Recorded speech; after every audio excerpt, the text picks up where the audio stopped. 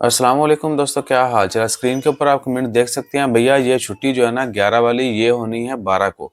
Last week मैंने ये खबर डाल दी थी कि 11 जनवरी को जिस दिन से चिश्ती सुल्तान हैदर बिन तारिक ने ओमान की बादशाही संभाली थी, उस दिन की मुनासिबत से छुट्टी का ऐलान किया गया था गवर्नमेंट की तरफ से, और ये आइंदा हर साल को भी हुआ करेगी। लेकिन अवाम के बेहतर मफाद के लिए 11 की बजाय 12 को करने का ऐलान किया था, और ये सब के लिए है, गवर्नमेंट और प्राइवेट तमाम इदारों के लिए छुट्टी होगी। और 11 को जो है सेलिब्रेशन होंगी, 12 को जुमेरात वाले दिन छुट्टी होगी। तो लॉजिक आप समझ चुके हैं। पहले मैंने यही शेयर की थी डिटेल कि अवाम के बेहतर मफाद के लिए गवर्नमेंट ने वीकेंड के साथ मिला दी ये छुट्टी, ताकि 2-3 दिन पब्लिक जो है मज़े करे, एंजॉय करे।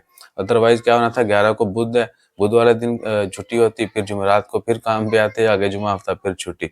ठीक है ना? तो इसलिए जो है वीकेंड के साथ मिलाई गई। और दूसरी खबर है, एक एक्सपायर्ड वर्कर को जो है ओमान में गिरफ्तार किया गया। वो अपनी ही फैमिली को ब्लैकमेल कर रहे थे, और वो अफ्रीकी नेशनल थी, हाउसमेड औरत थी। वो यानी उसने पैसों के लिए अपनी ही फैमिली को ब्लैकमेल करने की कोशिश की और उसको गिरफ्तार कर लिया है। बहरहाल अब उसके लॉ लगेंगे, जो भी हकीकत है मज़ीद वो डिस्क्लोज होगी।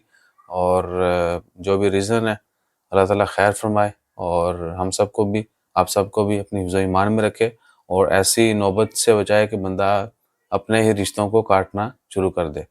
तो इन चीज़ों को जो है ना आपने बखूबी देखना भी है और इनसे बचना भी है। हमेशा जो है रिश्ते मजबूत कीजिए, और हर मुमकिन कोशिश कीजिए अगर आप यानी मेंटेन कर सकते हैं। अदरवाइज़ फिर खामोशी जो है उससे अच्छा तो कोई इलाज नहीं है। तो अपना ख्याल रखिए, दुआ में याद रखिए। जज़ाकल्लाह, अल्लाह हाफ़िज़।